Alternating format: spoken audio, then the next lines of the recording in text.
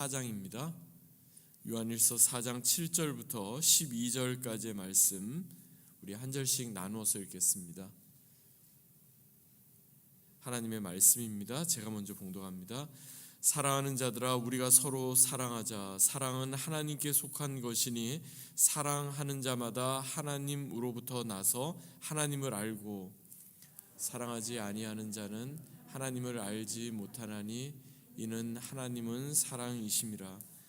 하나님의 사랑이 우리에게 이렇게 나타난 바 되었으니 하나님이 자기의 독생자를 세상에 보내심은 그로 말미암아 우리를 살리려 하심이라. 사랑은 여기에 있으니 우리가 하나님을 사랑한 것이 아니요 하나님이 우리를 사랑하사 우리 죄를 속하기 위하여 화목제물로 그 아들을 보내셨음이라. 사랑하는 자들아, 하나님이 이같이 우리를 사랑하셨은즉 우리도 서로 사랑하는 것이 마땅하도다. 어느 때나 하나님을 본 사람이 없으되 만일 우리가 서로 사랑하면 하나님이 우리 안에 거하시고 그의 사랑이 우리 안에 온전히 이루어지느니라. 아멘. 하나님 말씀입니다. 본문을 중심으로 서로 사랑하면이라는 제목으로 하나님 말씀 함께 나누겠습니다. 여러분 혹시 맹그로브라는 나무 아시나요? 맹그로브.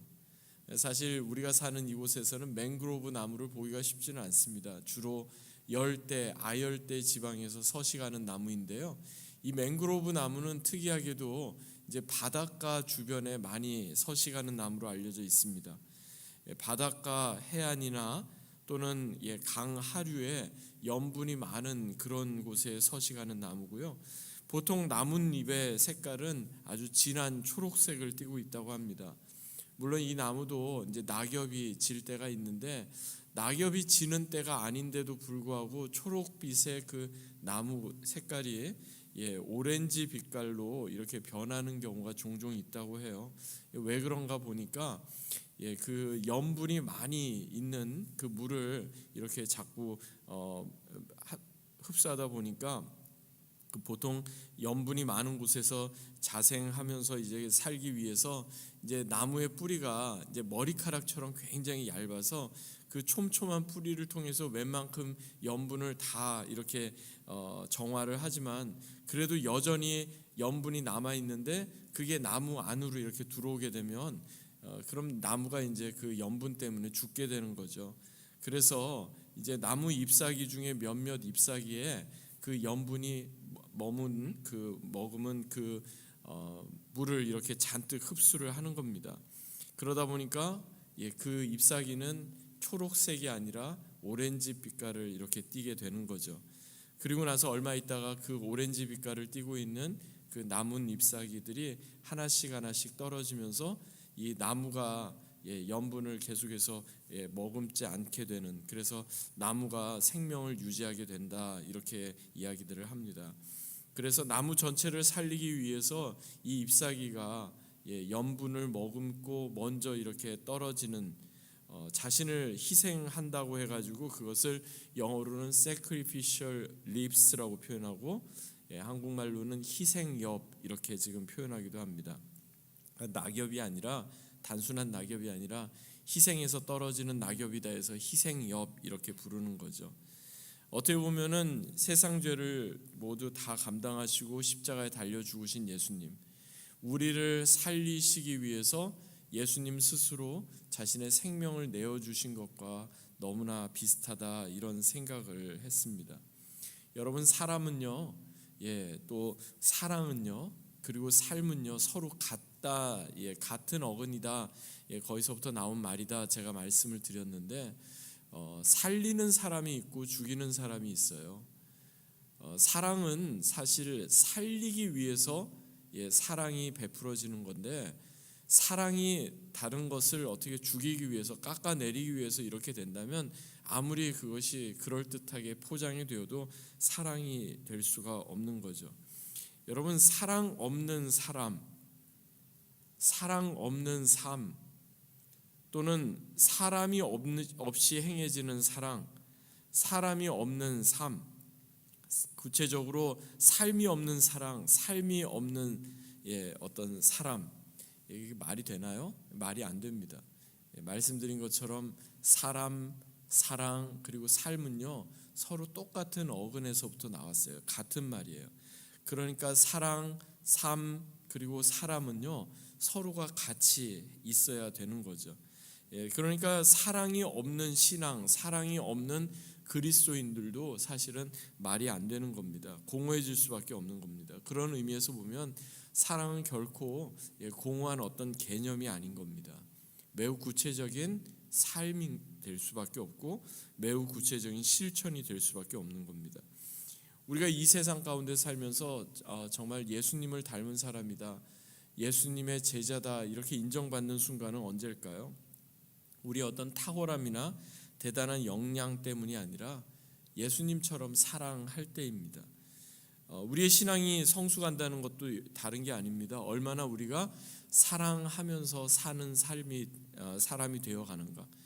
정말 사랑하기 어려운 사람도 얼마나 품고 받아주고 사랑하는가, 거기에 따라서 그 사람의 신앙이 얼마나 성숙했는가, 그것을 판가름해 볼 수가 있을 것입니다. 여러분, 예수님 처음 믿고 또 예수님 믿은 그때의 감격 여러분 기억하실 거예요. 근데 여러분, 예수님 믿었을 때, 은혜 받았을 때 그런 감격 못지않게 여러분 그때와 지금을 비교했을 때 얼만큼 더 사랑하는 사람이 되셨습니까? 이상하게도 예수님 오랫동안 믿고 은혜도 많이 경험했는데 내 마음이 점점 더 단단해지고 내 마음이 점점 더 어느 한쪽에만 지금 치우쳐져 가고 있다면 우리의 신앙이 지금 올바르지는 않고 건강하지는 않다는 증거일 겁니다. 계속해서 우리가 살펴보고 있는 요한 서신서, 요한 1서에서 자주 나오는 말씀이 있죠. 바로 사랑입니다. 사랑. 근데 여러분 아시는 것처럼 사도 요한은요 원래부터 그렇게 사랑이 많았던 사람이 아니에요. 예수님께서 제자들과 함께 이렇게 길을 가실 때 요한과 그의 형제가 예수님의 복음을 듣지 않는 그 사람들을 향해서 어떻게 이야기하냐면 하늘에서 벼락이 내려서 저 사람들 다 죽였으면 좋겠다고 그렇게 이야기했던 사람이에요. 그래가지고 예수님께서 요한과 그의 형제를 가리켜 야고보를 가리켜 어떻게 말해요? 별명을 지어주시는데 우레의 아들, 그래서 보아노게 이렇게 했잖아요. 그러니까 한마디로 한성질했던 그런 사람이에요. 그러던 사람이 우레의 아들이라고 불렸던 그 사람이 어떻게 사랑의 사도로 그렇게 변화될 수 있었던 걸까요?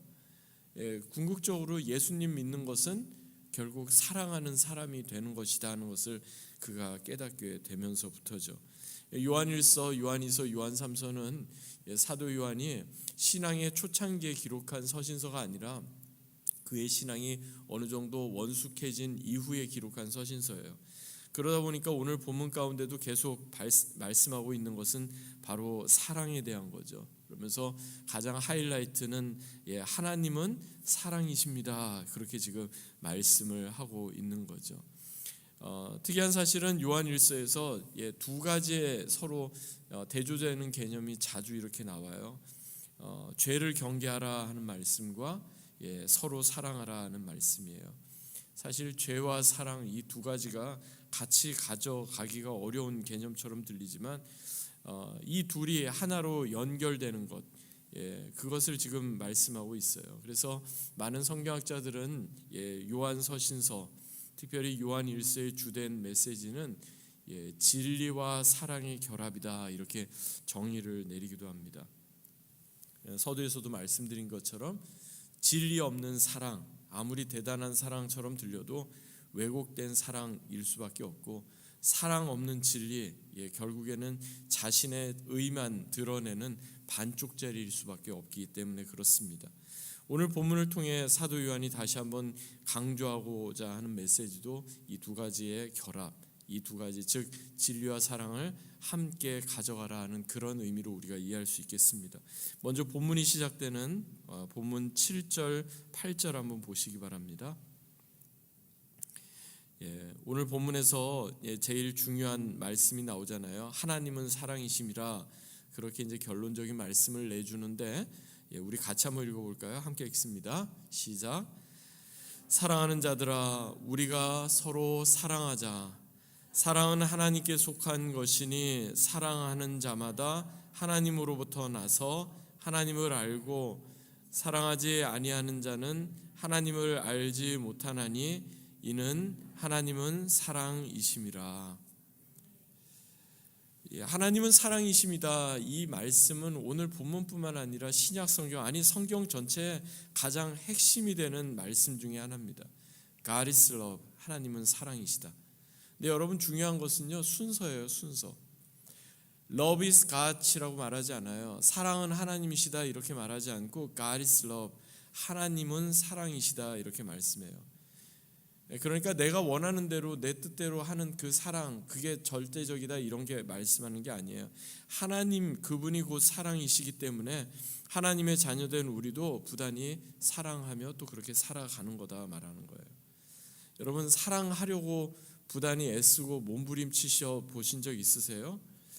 저절로 사랑하는 마음이 내켜야 사랑하게 되는 거지, 뭐 사랑하려고 내가 뭐 이렇게 노력해야 된다고 해서 사랑하게 되는가? 근데 제가 지난번에도 말씀드린 것처럼 고린도전서 13장에도 보면 사랑은 오래 참고에서 시작해서 사랑은 모든 것을 견디는 이라로 마무리가 되잖아요. 그러니까 결국 우리는 사랑하려고 부단히 애쓰고 노력하고 그렇게 하는 것이 당연한 거예요. 사랑하는 마음이 들면 사랑하겠다가 아닌 거예요. 여러분, 사도 요한이 사랑이라는 주제로 지금 어떤 강의를 하고 있는 게 아니에요. 듣기 좋은 말씀 우리에게 잘 한번 들어보라고 말씀하고 있는 거 아니에요. 사도 요한이 속한 믿음의 공동체 안에도 사실 사랑하는 사람만 있었겠어요? 시기하고 질투하고 미워하는 사람도 당연히 있었죠. 무관심한 사람도 있었고 이기적인 사람들도 왜 없었겠어요?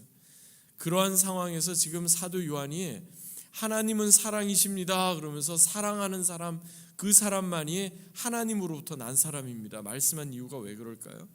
한마디로 말해서 우리 좀 사랑하며 살아갑시다. 우리 좀 사랑하면서 살아가야 됩니다. 그러지 않고는 우리 안 됩니다. 지금 그것을 애끓는 심정으로 간절히 권면하고 있는 것 아니겠습니까? 사실 우리가 세상을 살다 보면요, 사랑해야 할 이유보다는 사랑하지 못할 이유가 훨씬 많습니다. 어느 한 사람을 보더라도 이쁜 구석에 뭐 하나라도 있어야지 좋게 생각하지, 뭐 이렇게 우리가 생각이 되잖아요. 사랑해서 결혼한 배우자, 부부 관계 안에서도 저 사람은 나의 남편은, 나의 아내는 너무 좋아. 뭐 결혼하고 뭐 10년 20년 지났는데도 지금도 배우자의 얼굴을 보면서 가슴이 떨리고 막 이렇게, 그런 사람은 없습니다. 혹시 그런 분이 계시면 병원에 가셔야 됩니다. 당연히 이제는 너무나 익숙하기 때문에 그냥 내가 나에게 하는 행동 말투를 나의 배우자한테 여과 없이 그대로 하게 됩니다. 그런데 사랑할 이유보다 사랑하지 못할 이유가 더 많지만 우리는 사랑하라고 주님 말씀하십니다. 저 사람 왜 내가 사랑할 수 없는지 수십 가지 이유를 가지고 있을 수밖에 없기 때문에 사랑하지 못하는 것이 아닙니다. 오늘 본문 7절에서 사도 요한이 사랑하지 않는 자는 하나님을 알지 못한다 이렇게 분명히 말씀한 것을 우리는 기억해야 합니다. 사랑하면 좋겠지만 사랑하지 않아도, 사랑할 수 없어도 어쩔 수 없다, 이거 그냥 당연하게 여기지 말라는 겁니다. 아무리 신앙생활을 오랫동안 하고 성경에 대한 지식도 많고 또 사역으로 많이 이렇게 우리가 섬겼더라도 아무리 내가 신령한 은사도 경험하고 영적인 사람이라고 그렇게 스스로 자부한다고 할지라도 사랑하지 않으면 하나님을 알 수 없다 하는 겁니다. 반면에 우리가 사랑하게 되면요, 우리의 허물과 부족함에도 불구하고 하나님께서 우리 안에 거하심으로 인하여 우리를 통해 하나님이 드러난다 하는 겁니다. 그 내용이 오늘 본문 11절 12절에 나오는데요, 이렇게 말씀합니다. 사랑하는 자들아, 하나님이 이같이 우리를 사랑하셨은즉 우리도 서로 사랑하는 것이 마땅하도다. 어느 때나 하나님을 본 사람이 없으되 만일 우리가 서로 사랑하면 하나님이 우리 안에 거하시고 그의 사랑이 우리 안에 온전히 이루어지느니라. 아멘. 사랑하는 것이 마땅하다 이렇게 지금 말씀하고 있죠. 여기 마땅하다라고 번역된 이 헬라어 단어를 제가 찾아보니까요, 이게 은혜를 입다, 빚을 지다, 무엇을 할 의무를 가지다 이런 뜻이 담겨 있더라고요. 그러니까 이게 뭐 우리에게 어떤 당위성을 지금 말씀하는 그거이기 이전에 사랑을 받은 사람이 사랑하는 것은 너무나 당연합니다. 지금 그것을 말씀하고 있는 거예요. 하나님께서 먼저 우리를 사랑해 주시고 그 사랑을 우리가 받았기 때문에 우리가 사랑하는 것은 당연합니다. 지금 그것을 말씀하고 있는 거예요. 여러분, 그래서요, 혹자는요, 사랑하는 것보다 더 영적인 것은 없습니다라고 말하기도 했습니다. 왜냐하면 성경에서 말씀하는 모든 영적인 행위의 동기와 목적은요, 바로 사랑에서 비롯되고 또한 사랑으로 마무리되고 있기 때문에 그렇습니다. 우리의 분주한 일상 가운데 주일 그리고 주중에 우리가 이렇게 시간을 할애해서 하나님 앞에 나와 예배드리는 이유가 무엇이겠습니까? 왜 우리가 예수님의 제자가 되어야 하고 예수님을 닮아가야 한다고 말하는 겁니까? 한마디로 말하면 사랑하는 사람 되기 위해서 그런 겁니다. 예수님처럼 사랑하기 위해서입니다. 사랑을 연습하기 위해서입니다. 여러분, 교회 안팎에서 행해지는 모든 사역, 섬김, 모든 미니스트리의 동기와 목적은요, 바로 사랑에 있음을 늘 기억하실 수 있기 바랍니다. 말씀을 맺겠습니다. 저와 평소에 가깝게 지내는 한 선배 목사님이 계십니다. 오랫동안 이렇게 목회를 하시다가 이제 목회지가 옮겨지셔서 이제 또 지금도 목회를 참 잘 감당하고 계신 분인데, 이분은 처음 목회를 시작하면서부터 지금까지 제자 양육, 제자 훈련 여기에 정말 쉼없이 달려온 이런 분이십니다. 10여 년 넘게 정말 어려운 교회에서 목회를 하셨거든요. 그런데 그 어려운 교회에서 목회하시면서도 끝까지 제자 훈련 거기에 이제 아주 열심을 가지고 그렇게 최선을 다해서 하셨는데, 그분이 이제 자신의 그 첫 번째 사역에 대한 이야기를 이제 후배 목사님들한테 그렇게 이야기하시더라고요.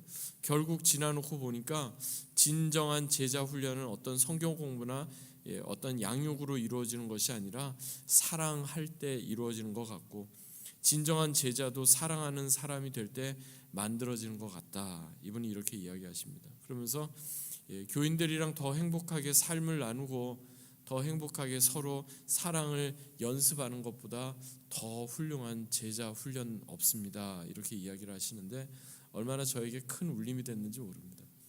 성경 딱 많이 알고 성경의 지식이 많은데 그것을 가지고 누구를 판단하는 잣대가 되고 누구를 정죄하는 그러한 것이 되어버린다면 그 사람은 제자 훈련 받았다고 해도 잘못 받은 겁니다. 제자 훈련 받은 사람일수록 더 많이 사랑하는 사람, 더 많이 예수님 닮아가는 사람 되어야 하는 것이 맞는 거죠.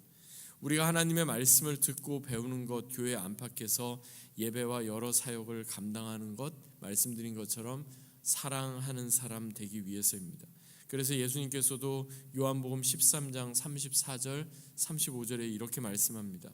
새 계명을 너희에게 주노니 서로 사랑하라. 내가 너희를 사랑한 것 같이 너희도 서로 사랑하라. 너희가 서로 사랑하면 이로써 모든 사람이 너희가 내 제자인 줄 알리라. 아멘. 언제 사람들이 교회 안에뿐만 아니라 교회 밖에 있는 사람들조차도 너희가 내 제자인 줄 알리라 이렇게 인정받는 순간이 언제래요? 서로 사랑하면. 서로 사랑하면 아, 저분이 진짜 예수님 제자가 맞구나, 그게 드러난다는 겁니다. 이 아침 이 말씀 우리 마음에 되새기십시다. 그리고 서로 사랑하십시다. 서로 사랑함으로 하나님을 알아가며 서로 사랑함으로 하나님 그리고 예수님을 드러내는 참된 제자임을 세상 가운데 증거하는 저와 여러분 그리고 우리 내슈빌 한인 장로교회가 되기를 주 예수 그리스도의 이름으로 간절히 축원합니다. 아멘.